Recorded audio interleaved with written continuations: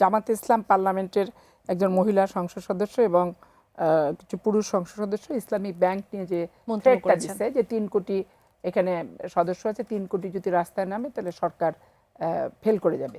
মাথার ভিতরে যদি সবসময় থাকে রাষ্ট্রীয় ক্ষমতার চেয়ারটা আমার দখল করতে হবে, তাহলে বিরোধী দল হিসেবে জনগণের প্রতি কী দায়িত্ব পালন তারা করবে? তারা ইসলামী ব্যাংক নিয়ে তাদের যে মোটিভটা এবং ইন্টেনশনটা তারা প্রকাশ করে, বাংলাদেশে আর কোনো ব্যাংক নিয়ে তাদের সেই মোটিভ এবং ইন্টেনশন তারা প্রকাশ করে না। তাহলে কি ইসলামিক ব্যাংক নিয়ে ওদের বুকে পেটে তাদের ইয়েতে আঘাত আনলো, রাজনৈতিক দর্শনের উপর কি আঘাত আসলো?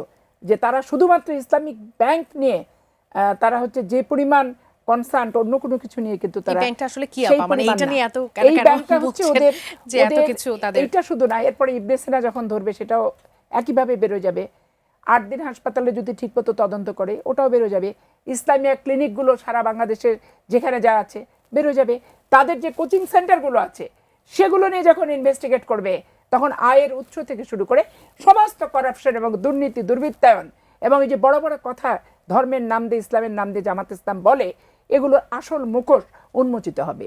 এই জন্য আমি সরকারের কাছে নাগরিক হিসেবে এই দায়িত্বটা, এই দাবিটা করে যেতে চাই যে যতগুলি প্রতিষ্ঠান আছে সমস্ত প্রতিষ্ঠান ইনভেস্টিগেট হোক।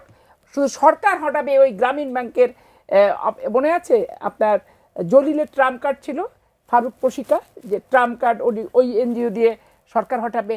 তারপর ধরেন ডক্টর ইউনুসও কিন্তু একটা দল করছিল 1/11-তে, পরে লোটা কম্বল বেঁধে দিয়ে গেছে বিদেশে। পরে আবার জামাত ইসলামের আলটিমেটাম তাকে ছাড়া হবে না, ওই কারণে আবার সে আসছে।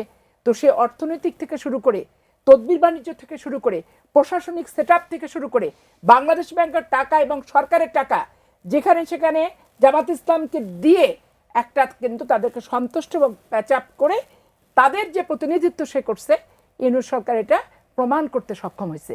অন্তর্বর্তীকালীন সরকারের প্রধান এইরকম পক্ষপাতমূলক আচরণ করে, বিগত কোনো তত্ত্বাবধায়ক সরকার প্রধানকে এই ধরনের নিকৃষ্ট আচরণ করতে কিন্তু দেখা যায় নাই।